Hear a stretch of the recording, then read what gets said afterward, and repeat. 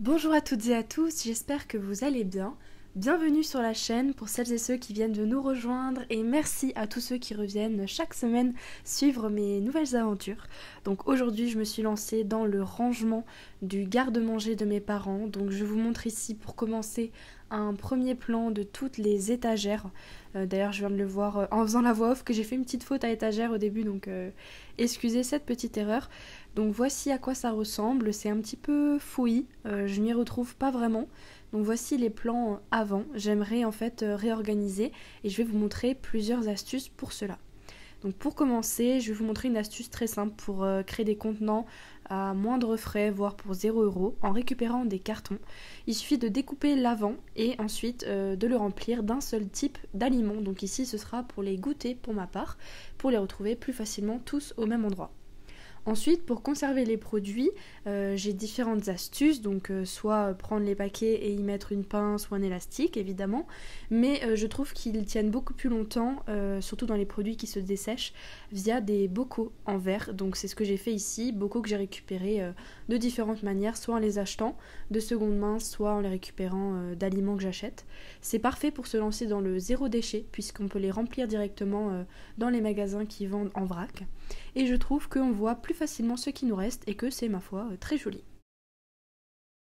Je vais désormais vous laisser avec un extrait de vidéo que j'ai fait après avoir rangé toutes les étagères pour vous expliquer un petit peu comment j'ai réorganisé ça. J'ai terminé le rangement et je voulais vous montrer à quoi ça ressemble. Donc ici, on a tout ce qui concerne les boissons, les liquides. Donc du soda aux boissons alcoolisées, le lait, l'huile, etc. Ici, ce sont les croquettes pour ma chienne et là, vous avez toute sa nourriture. Donc les friandises, l'os, les croquettes, etc. Et dans cette caisse ici aussi. Donc ça, j'y ai pas touché.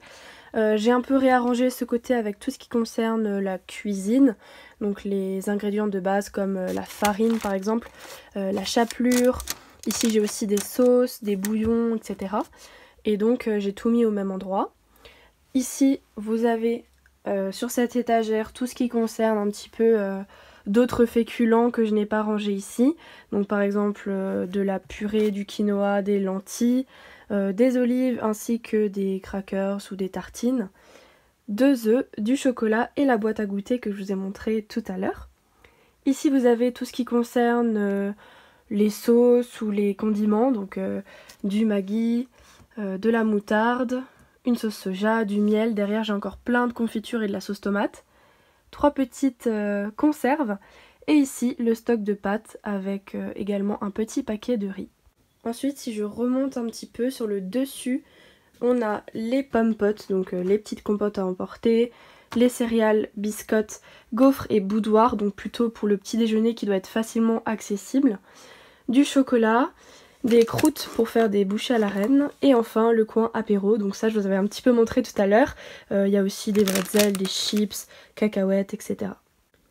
Je trouve que ça permet de voir un petit peu ce qu'on a dans les placards de manière plus visuelle. Je mets vraiment en avant les produits que j'utilise le plus souvent et qui doivent rester accessibles et visibles. Par exemple, je vois en un coup d'œil que j'ai beaucoup de paquets de pâtes. Je peux même les compter 1, 2, 3, 4, 5, 6 et un paquet de riz très rapidement sans avoir à tout ressortir. Pour les goûter, quand j'ai une envie sucrée, il me suffit du coup de tirer le petit tiroir pour voir ce qu'il y a dedans. Je vois également combien d'œufs il me reste. Et je peux suivre très facilement l'évolution des friandises ou des croquettes pour le chien s'il faut renouveler le stock. Et voici le résultat final qui me permet en effet, comme je le disais, de voir plus facilement ce que je possède ou non et de ne pas gaspiller. Donc c'est ce que j'ai fait juste ensuite en faisant une recette un petit peu anti-gaspi avec des produits que j'avais retrouvés qui étaient presque périmés, voire déjà périmés de peu, donc encore consommables.